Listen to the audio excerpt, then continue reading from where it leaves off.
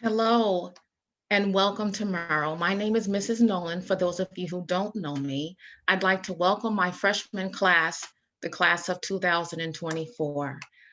Today, I am going to go over some graduation requirements that will assist you in your programming. For those of you whom I haven't met yet, I look forward to meeting you someday, but just know that I'm here for you and you can reach, and I'll explain to you later how you can reach me. Okay. Let's talk about graduation requirements. In order for a student to graduate, he or she must obtain a minimum of 44 credits.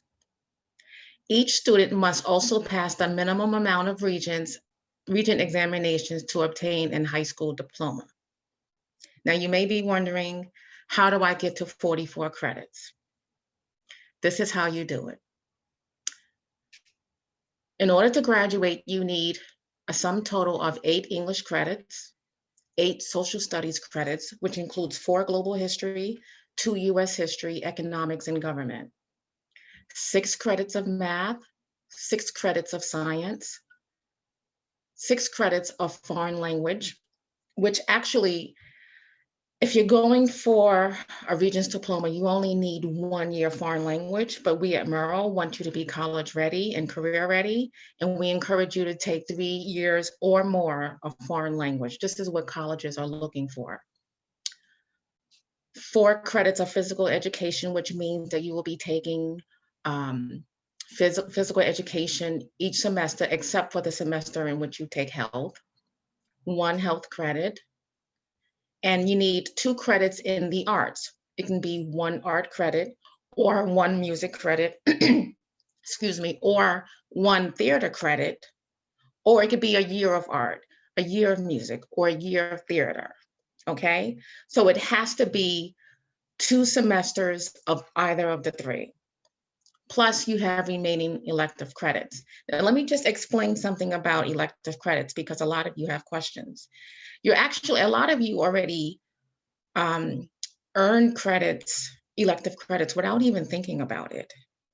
An elective credit is anything that's above what's already required. For example, if you need 6 math credits in order to graduate, but yet you have 8 math credits, 2 of those credits are electives.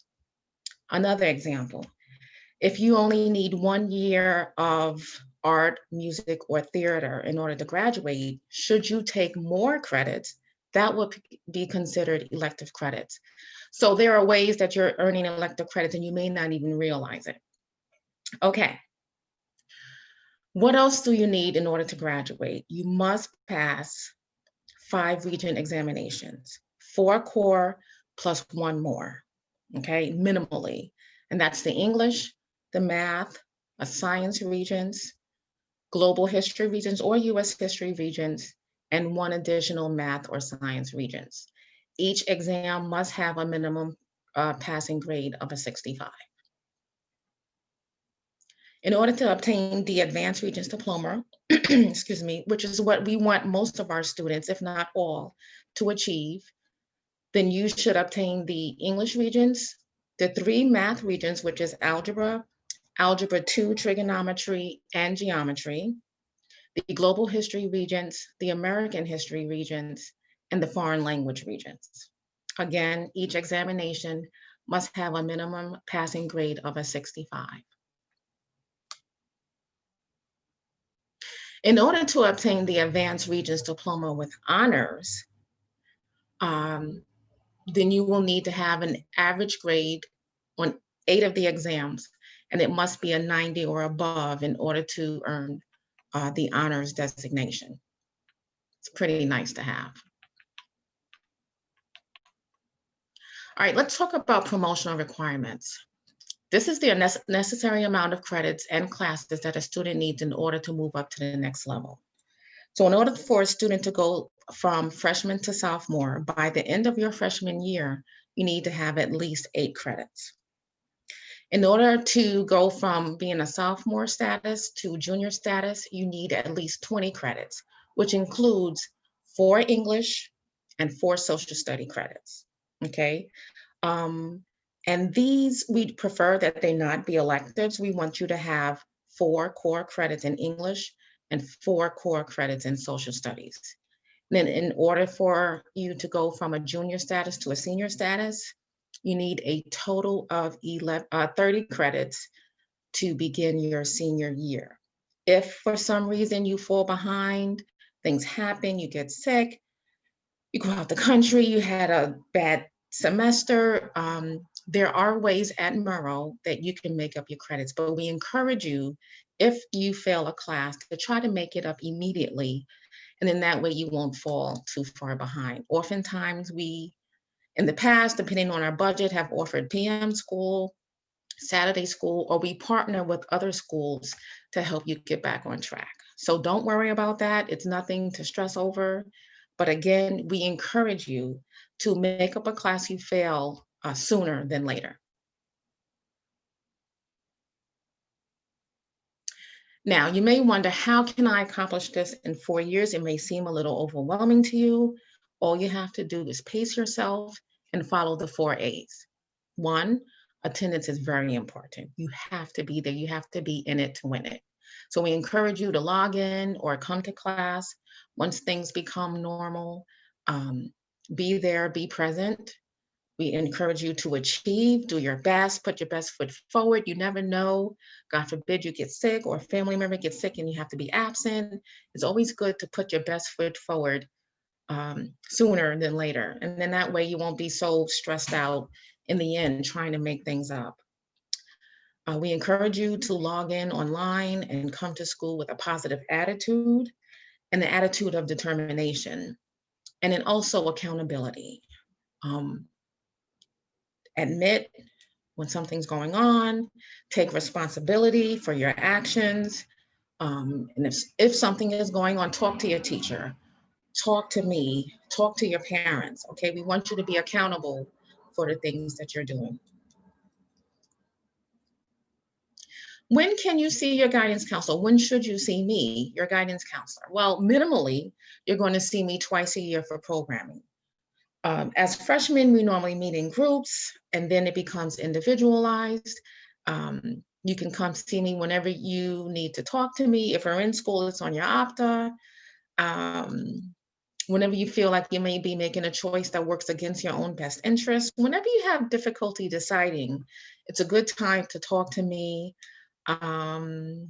Whenever you feel you need assistance in graduation or promotional requirements, you know, a lot of times students come to me and say, well, I heard, just come to me, email me, just ask me, and I can help put your questions to rest.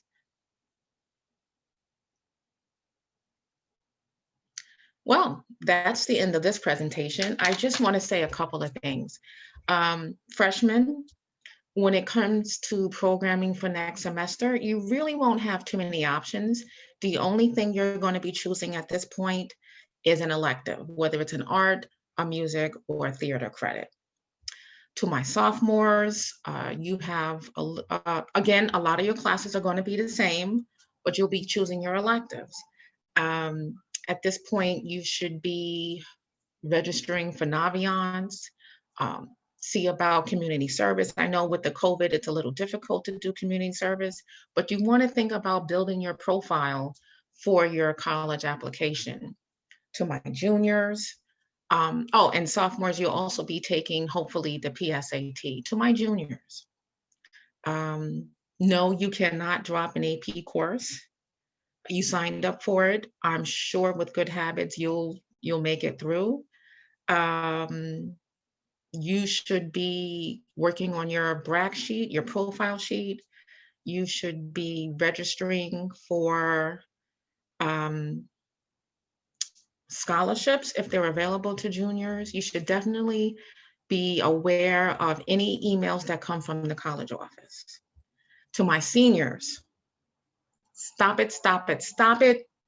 No senioritis right now. Everyone's working from home.